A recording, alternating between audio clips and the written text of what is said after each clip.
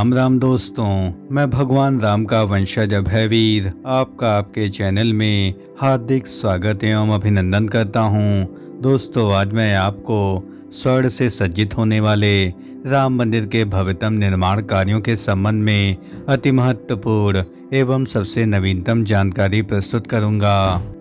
राम दूत अतुलित बल धामा, अंजनी पुत्र पवन सुत नामा।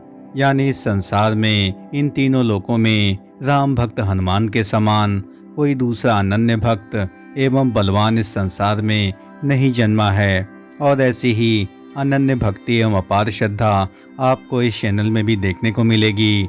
अतः इस चैनल से पूरी आत्मीयता एवं श्रद्धा भक्ति भाव से जुड़ें और कमेंट बॉक्स में पूरी आत्मीयता से जय श्री राम जरूर लिखें।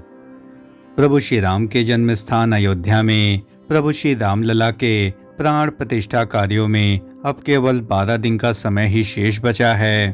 और निर्माण समिति की बैठक से हमें यह जानकारी प्राप्त हुई है कि राम मंदिर में फर्स्ट फेज के निर्माण कार्यों को लगभग 98% के आसपास पूर्ण कर लिया गया है। और यह भी बहुत बड़ी सूचना प्राप्त हुई है कि राम मंदिर परिसर में किसी भी प्रकार के प्रवेश पर प्रतिबंध लगा दिया गया है। यानी अब प्राण प्रतिष्ठा के दौरान ही राम मंदिर परिसर में श्रद्धालुओं एवं अन्य वीवीआईपी लोगों को प्रवेश मिल सकेगा, क्योंकि प्राण प्रतिष्ठा के दौरान यहाँ पर सुरक्षा व्यवस्था की काफ़ी वृहद स्तर पर तैयारियां की गई हैं और लगभग 25,000 से अधिक कमांडो को यहाँ पर तैनात किया गया है। सामने आप देख सकते हैं कि राम मंदिर के शिखर निर्माण कार्यों का यह सबसे नवीनतम एवं सबसे लेटेस्ट वीडियो है।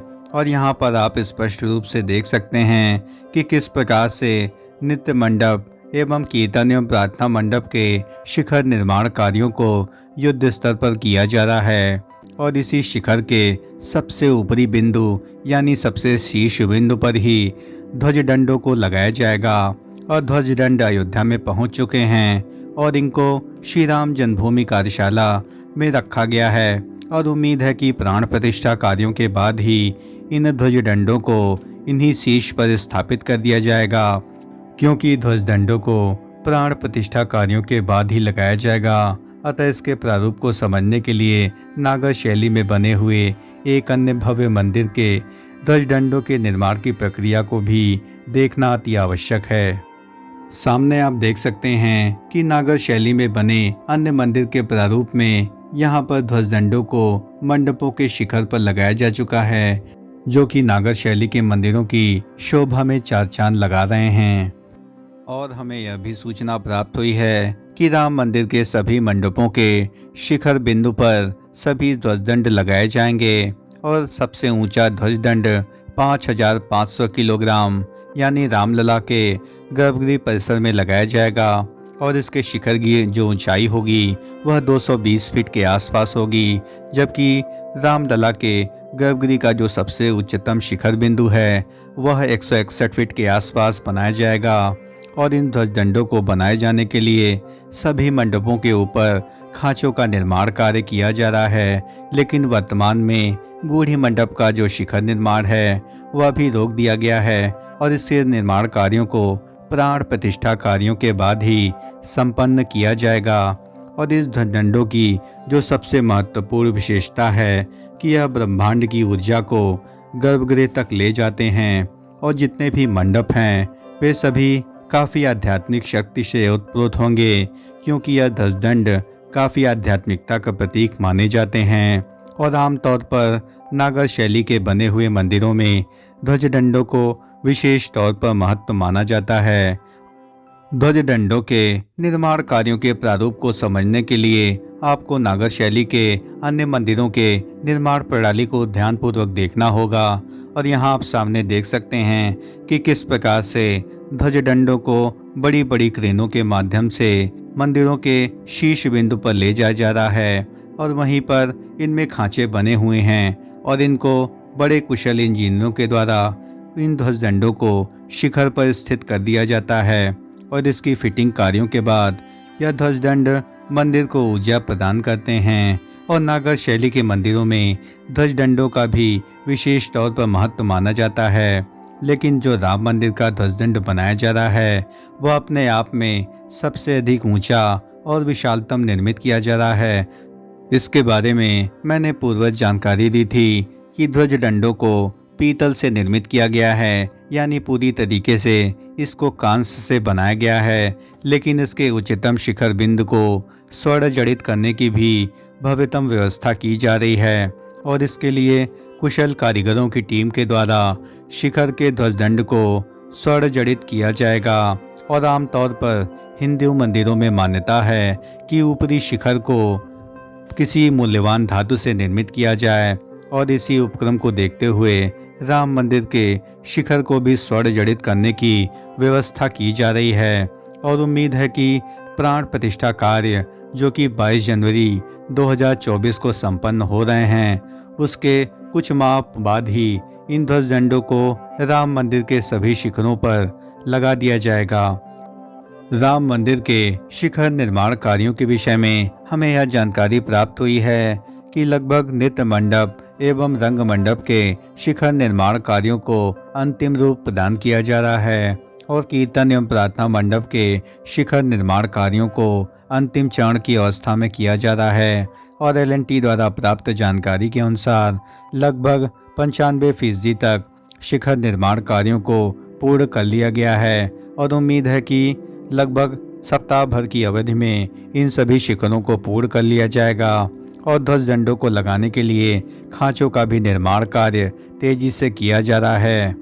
अब मैं आपको राम मंदिर के गर्भगृह परिसर में लगने वाले स्वर्ण जड़ित द्वारों के निर्माण कार्यों के संबंध में सबसे लेटेस्ट जानकारी प्रस्तुत करूंगा। सामने आप देख सकते हैं कि किस प्रकार से गर्भगृह परिसर में स्वर्ण जड़ित द्वारों का यह अद्भुत परिदृश्य मन को मोह लेने वाला है और इसको दिल्ली की एक बड़ी संस्था के द्वारा इसको स्वर्ण जड़ित किया गया। और मैंने आपको पूर्वज जानकारी दी थी कि राम मंदिर के 13 से 14 दरवाजों को स्वर्ण जड़ित किया जाना है और इसमें मुख्य रूप से जो मंदिर का जो गर्भगृह का मुख्य द्वार है इसको पूर्णतया स्वर्ण जड़ित किया गया है। सामने आप देख सकते हैं कि यहाँ पर स्वर्ण जड़ित द्वारों पर गज की जो आकृति है वह काफ़ी अधिक भव्यतम प्रतीत हो रही है और यहाँ पर काफ़ी खूबसूरती से स्वर्ण को जड़ा गया है और इस पर बनी हुई नागर शैली में बनी हुई भव्यतम आकृतियाँ मन को मोह लेने वाली हैं। और यहाँ पर शुभता के प्रतीक चिन्हों को भी काफ़ी खूबसूरती से स्वर्ण में गढ़ा गया है और यह द्वार पूरी तरीके से फिट हो जाने के बाद ही इसके चित्रों को जारी किया गया और यह द्वार काफ़ी अधिक खूबसूरत एवं दिव्यतम तब प्रतीत होगा जब इस पर काफ़ी अधिक पॉलिशिंग एवं फिनिशिंग कार्यों को पूर्ण कर लिया जाएगा। और इसके अतिरिक्त राम मंदिर के कई क्षेत्रों में द्वारों को लगाया जाना है और हमें यह भी सूचना प्राप्त हुई है कि लगभग 3 से 4 दिनों में दिल्ली से बाकी 13 द्वारों को लाया जाएगा और सभी द्वारों को स्वर्ण जड़ित करने के बाद यहाँ पर फिट कर दिया जाएगा। और यह भी सूचना प्राप्त हुई है कि आधे से अधिक द्वारों पर सोने को जड़ा जा चुका है और उम्मीद है कि 15 तारीख के आसपास इन सभी द्वारों को राम मंदिर के परिसर में लगा दिया जाएगा। श्री राम जन्मभूमि ट्रस्ट द्वारा प्राप्त जानकारी के अनुसार गर्भगृह के मुख्य द्वारों का पूजन अर्चन विधि विधान से किया गया है और वहीं गर्भगृह के दोनों लगने वाले द्वारों को भी अंतिम रूप प्रदान किया जा रहा है। और मंदिर निर्माण स्थल के पास बने कार्यशाला में इन द्वारों को देखा जा सकता है और द्वारों पर हाथी, कमल दल और झरोखे जैसे डिज़ाइन इसको भव्यता प्रदान कर रहे हैं। और यह पूरी तरीके से नागर शैली में निर्मित किया गया है। और नागर शैली की जो सबसे बड़ी खास बात है कि यहाँ पर बारीकी एवं भव्यता को अधिक प्रमुखता दी जाती है, अतः इसके निर्माण कार्यों में काफ़ी अधिक समय और धन का भी व्यय होता है। और यहाँ पर सभी द्वारों को हिंदू सनातन परंपरा के अनुसार ही निर्मित किया गया है। और जब आप रामलला के दर्शन करने अयोध्या में आएंगे तो जब आप इन द्वारों को निहारेंगे तो काफ़ी अधिक कलात्मकता एवं जीवंतता देखकर आपका हृदय पूरी तरीके से प्रफुल्लित हो उठेगा। और यहाँ पर शुभता के प्रतीक चिन्हों को विशेष तौर पर महत्व प्रदान किया जा रहा है, जिसमें शंख, गदा, स्वास्तिक एवं कमल दल को विशेष तौर पर महत्व दिया गया है और इन्हीं के आधार पर ही संपूर्ण राम मंदिर परिसर को निर्मित किया जा रहा है।